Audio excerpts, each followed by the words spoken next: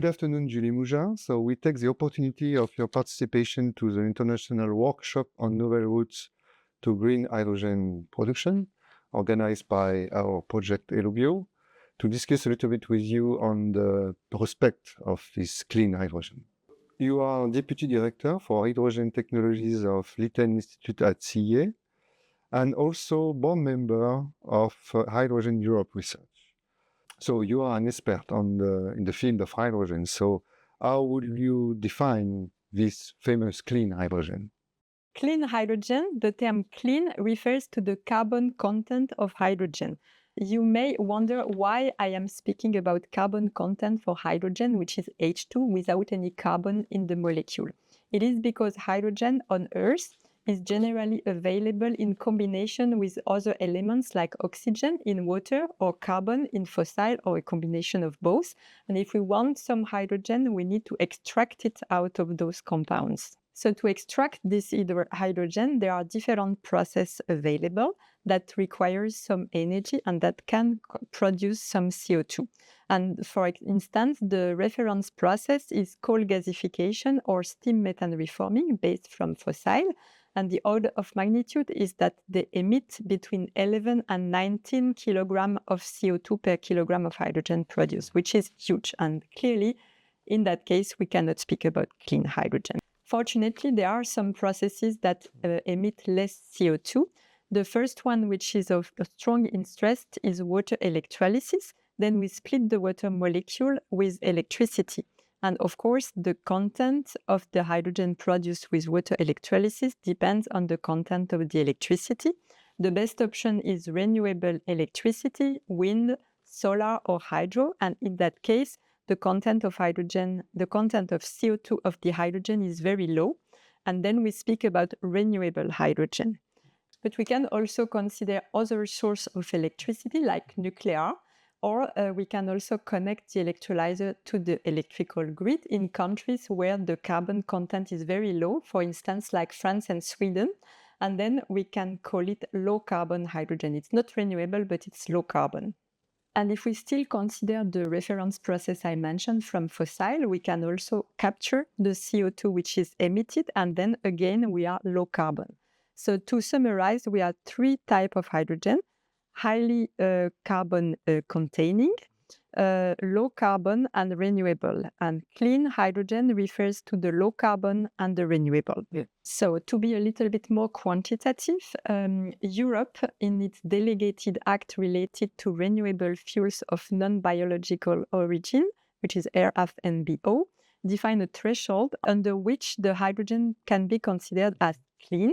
And this threshold is 3.38 kilograms of CO2 per kilogram of hydrogen, and it is valid for renewable and low carbon hydrogen. Thank you for this clarification. What could be the role of this clean hydrogen in the energy transition and also in the decarbonization of our society?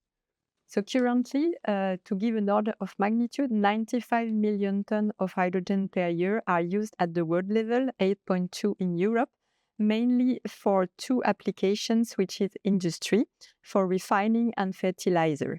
This is a huge amount, and if we consider the reference processes I mentioned before, it emits more than 950 million tons of CO2 per year, which is huge. So it corresponds more or less to 2.5% of the annual emission linked to industry and energy. And it's roughly the amount of UK and Indonesia emission together, which is not a few. So that is why it is needed to find a clean route of hydrogen production, especially because in the future, we think that hydrogen could be considered for other applications on top of the one I just mentioned, which is industry, because hydrogen can play a role in decarbonizing hard-to-abate sectors. For instance, in industry, we can use it in new processes like direct reduction of iron for steel making, but also to produce high-grade heat for different processes like steel, cement, glass, or whatever. Hydrogen can also be considered as an option to store renewable electricity. And finally, it can also be seen as a fuel for transportation, either directly in fuel cell or combined with CO2 to produce e-fuels for maritime or aviation. So if we consider these additional needs to the current ones, International Energy Agency think that we might need 450 million tons of hydrogen by 2050, which is roughly 5 times more as compared to today. And they consider that at this time horizon, we should have 98% of hydrogen, which should be clean. And in between, for 2030, for instance, they think that we could reach 46% of clean hydrogen in the global mix. Okay, we clearly understand the key role of this clean hydrogen in the energy transition. But is it really possible from a technological point of view to produce clean hydrogen at a large scale with a competitive cost? So whatever the production route, the cost of hydrogen mainly depends on the cost of the feedstock. For the reference process of steam methane reforming, for instance, 60% of the price of the hydrogen comes from the price of natural gas. And for water electrolysis, it depends on 70% of the price of electricity. So for electrolysis, it is very important to get affordable, low-cost electricity. So that's the very first point. But several other aspects can also be addressed. For instance, the decrease of the capex, the investment cost. And from that perspective, the installation of gigafactories that can produce massively electrolyzer can be very important and help to decrease the cost of the technology. But it can also be the efficiency. It can also be the lifetime. It can also be the number of hours of operation. So altogether, it will contribute to have low-cost hydrogen produced at huge amounts.